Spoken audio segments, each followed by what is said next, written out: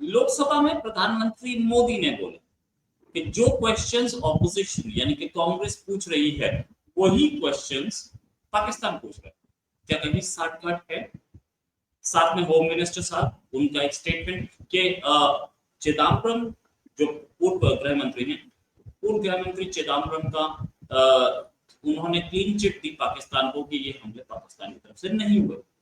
क्या चिदम्बरम साहब ने क्लीन चिट दी? और दी तो कैसे दी, किससे पूछ के दी? इसी पे बात करने के लिए हमारे साथ संजीव मीणा जी। वैसे एक अच्छी बहस रही संजीव सर, आप भी दोनों के दोनों पक्षों में पार्लियामेंट में, एक संसद में, लोकसभा में प्राइम मिनिस्टर भी बोले, होम मिनिस्टर भी बोले, डिफेंस मिनिस्टर भी बोले, फॉरेन मिनिस्टर भी बोले, बड़ी सारी चीजें सामने आई। चिदम्बरम साहब जो स्टेटमेंट दे रहे थे, हालांकि मैं ये नहीं बोलूंगा कि चिदम्बरम कोई काबिल नहीं है या चिदम्बरम कोई अच्छे लीडर नहीं है या मिनिस्टर अच्छे नहीं है, मैं सब मानता हूँ, सब कुछ है, लेकिन फिर भी कहीं ऐसा है कि वो पाकिस्तान को क्लीन चिट देते हुए दिखे। संजीव सर, चिदम्बरम साहब ने पाकिस्तान को क्लीन चिट देने की क्या कोशिश की थी और दी थी? अगर क्लीन चिट दी तो क्या इससे कोई पॉलिटिकल स्वार्थ निकल रहा था? सबसे पहले तो आपके दर्शकों को नमस्कार। रोहित जी, देखिए, मतलब ये कुछ दिन पहले तय हो गया था और ऑपोजिशन की तरफ से ही डिमांड उठ रही थी कि ऑपरेशन सिंदूर के ऊपर पार्लियामेंट में कि विस्तार से चर्चा होनी चाहिए। तो इनको लगा शायद कि गवर्नमेंट बैकफुट पे आ जाएगी, गवर्नमेंट इसके लिए तैयार नहीं होगी, मगर गवर्नमेंट ने कहा कि ठीक है, हम डेट फिक्स कर देते हैं, वो हम विस्तार चर्चा कर देते हैं। 2 दिन की इन्होंने डेट ऑफर कर दी कि ठीक है, आइए, आपकी तरफ से जो आपको बोलना आप बोलिए, जो हमें बोलना हम बोलते हैं। इन्होंने इस चीज को एक्सपेक्ट नहीं करा था कि ये इतनी आसानी से मान गए थे। तो सबसे पहले तो बैकफुट पे ही ऑपोजिशन के मेंबर्स जितने भी हैं, और ये जो कांग्रेस पार्टी के जरिए ही इस डिमांड को सबसे ज्यादा जोर शोर से उठाया गया था, तो वो मतलब एकदम से हक्के बक्के रह गया। अच्छा ठीक है, चर्चा करवाने को तैयार है, बाकी चर्चा करवाने को तैयार है।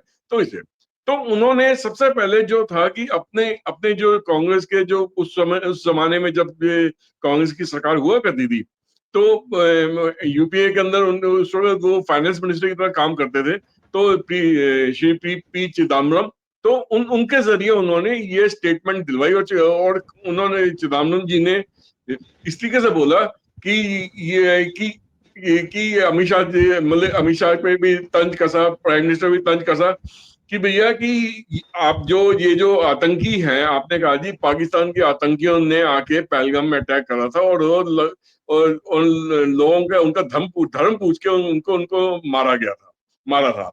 तो चिदम्बरम ने कहा कि भी ऐसे आपको कैसे यकीन है कि ये भारत के अंदर से ही आतंकी जो है ये पैदा नहीं हुए, ये पाकिस्तान से ही हुए हैं, ये आपको किस तरीके से यकीन है? तो इस चीज पे जो अमित शाह जी ने उनको बोला कि ये बड़ी हैरानी वाली बात है कि जिस चीज पे पूरी दुनिया कन्विंस्ड है, मतलब पूरी दुनिया के अंदर के जितने भी देश है वो इस बात पे कन्विंस्ड है कि ये जो आतंकी जो घटना भारत में हुई है, ये पाकिस्तान ने करवाई है, पाकिस्तान से आए हुए आतंकियों ने करी है। उस चीज के लिए आप पाकिस्तान का साथ क्यों दे रहे हो? आप उनको क्लीन चिट देने में क्यों लगे हो कि पाकिस्तान के आतंकी थे या नहीं थे, क्या ये भारत के अंदर के आतंकी थे?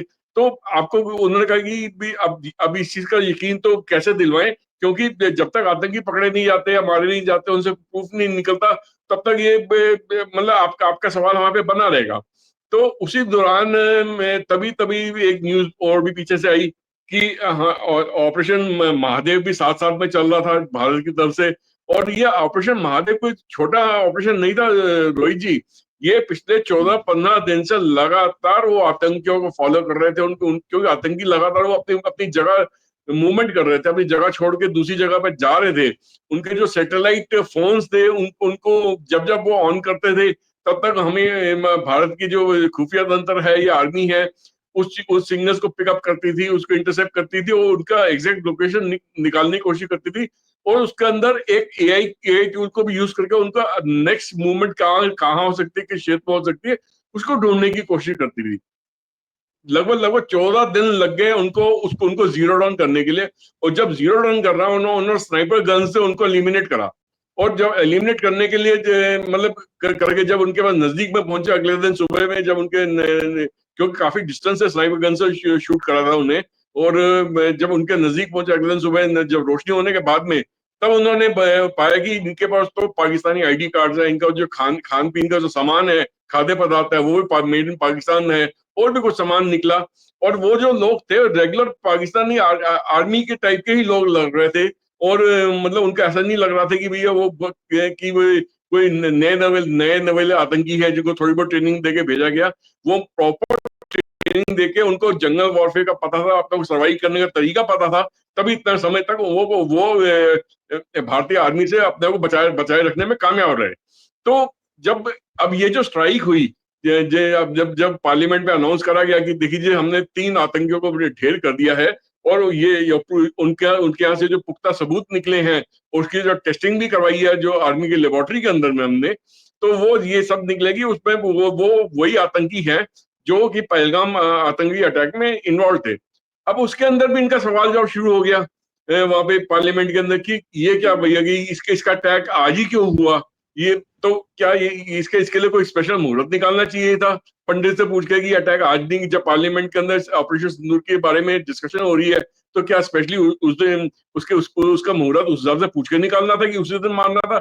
ये तो ऑपरेशन कभी भी हो सकता था कि अगर ये आतंकों को घेरने में अगर वो 4 दिन पहले कामयाब हो गए तो 4 दिन मारे जाते।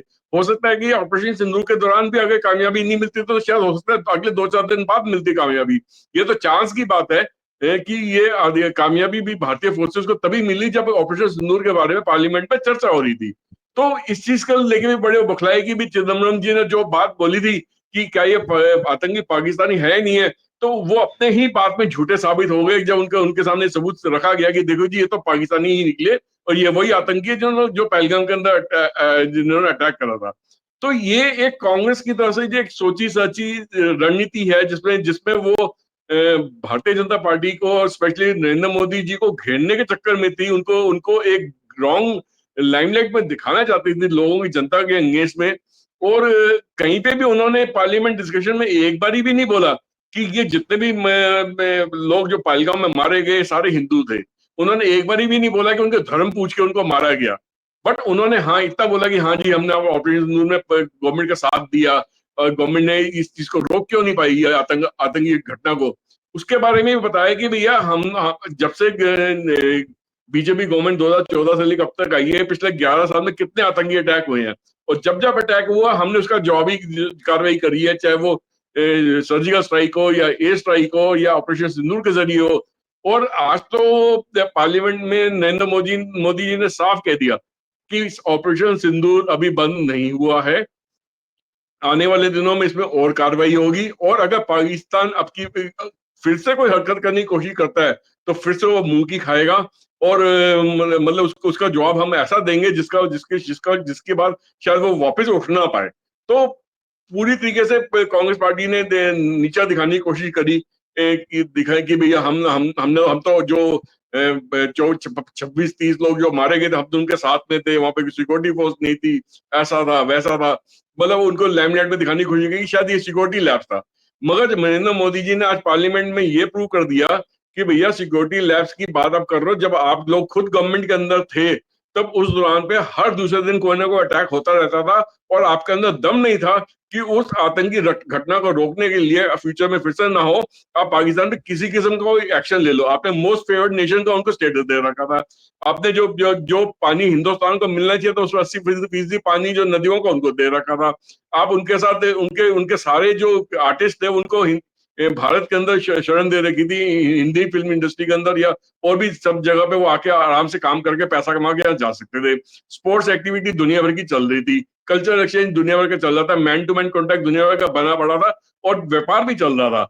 पता आज की डेट में ना तो हमारा उनके साथ व्यापार है, ना ही हमने जो सतलुज पानी या सिंधु पानी का जो ट्रीटी है हमने उसको रखा। हमने इस जिस तरीके से फिलहाल है उस तरीके से ट्रीटी आगे नहीं चल सकती। कल को अगर नेगोशिएशन होती है तो भारत अपना हाथ ऊपर रखना चाहेगा, तो उसके अंदर की कितना पानी पाकिस्तान को जाएगा कितना भारत को मिलेगा। तो फिलहाल वो ट्रीटी खत्म हो गई है। तो यहाँ तक कि जो डैम हमने भारत के अंदर बना रखे थे रोहित जी, उस डैम के अंदर जो मिट्टी जमा होती है, सिल्ट जमा होती है, उसकी इजाजत भी हमें पाकिस्तान से लेनी पड़ती थी कि भैया उसको सिल्ट को साफ ना करा जाए ताकि डैम की स्टोरेज करने की जो कैपेसिटी है वो कम हो जाए। तो इस हद तक उन्होंने पाकिस्तान के हाथ में खेल रहे थे, आज भी खेल रही है। नई टूल किट कांग्रेसियों के हाथ में आई है।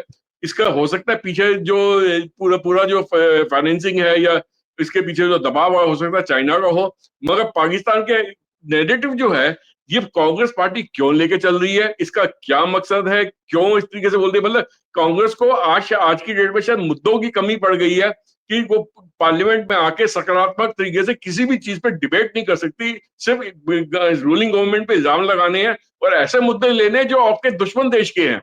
जो दुश्मन देश जो आपसे पूछता है कि हमें अप्रूव करो जी, को आप हमारे लोग थे या नहीं थे इस आतंकी अटैक में, हमें डोजियर दो, हमें प्रूफ दो। वो जमाना खत्म हो गया रोहित जी की भारत ने अब डोजियर देने बंद कर दिए हैं। भारत अब सीधा जाके कोई भी हरकत होती है उसका ईंट का जवाब पत्थर से देने को तैयार है, गोली की जगह गोला मारने को तैयार बैठा है। और अब की बार ऑपरेशन सिंदूर में ये कार्रवाई करके भी दिखाई। और भारत के विदेश मंत्री ने, भारत के गृह मंत्री ने, भारत के रक्षा मंत्री ने, प्रधानमंत्री ने और भी कई लोगों ने इस ऑपरेशन सिंदूर की जो डिबेट हुई है उसमें बढ़ चढ़ के एक एक चीज का उन्होंने जवाब दिया, प्रूफ विद प्रूफ डाटा, हर एक चीज उनको प्रूव करेगी। जो कांग्रेस पार्टी जो उल्टे सीधे इल्जाम लगा रही है उसमें कोई तत्व नहीं है, कोई सच्चाई नहीं है। मगर कांग्रेस पार्टी को सिर्फ क्योंकि बहस करनी है, सिर्फ अपना वोट बैंक को प्रोटेक्ट करना है, तुष्टिकरण की राजनीति करनी है, इसीलिए वो ऐसे मुद्दे ढूंढती है जिसमें इनको बीजेपी को कटघरे में खड़ा करा जाए और हो सकता है प्रधानमंत्री को एक बैड लाइमलाइट में दिखाया जाए, जिसमें हमेशा वो अपने मुंह की खाती है। जब भी प्रधानमंत्री खुद अपनी लास्ट में अपनी स्पीच देने आते हैं, सारे मुद्दों पे रोशनी डालते हैं, जवाब देते हैं, तब वो कांग्रेस पार्टी कहीं भी की नहीं रहती है, उनको अपनी मुंह की खानी पड़ती है हमेशा की तरह। आज भी कुछ ऐसा ही हुआ है और पी चिदम्बरम को भी अपने मुंह की खानी पड़ी है। जैसे ही उन्होंने बोला कि ये आतंकी भारतीय थे या पाकिस्तानी थे, जब आतंकी मारे गए तब उसके बाद से उनका मुंह चुपा है, वो कुछ भी बोलने को बोल नहीं पा रही इस वक्त। राइट, सही बात है, कुछ नहीं बोल पा रहे। हम लोगों ने ये भी देखा कि क्या सिचुएशन है इस समय और क्या कांग्रेस कर रही है सबके सामने है। एक लंबी बहस हुई, उस लंबी बहस में हमने पूरी नजर रखी। हमने उम्मीद है जल्दी एक डिस्कशन और करेंगे सर आपके साथ। अभी के लिए नमस्कार, धन्यवाद, जय हिंद। जय हिंद।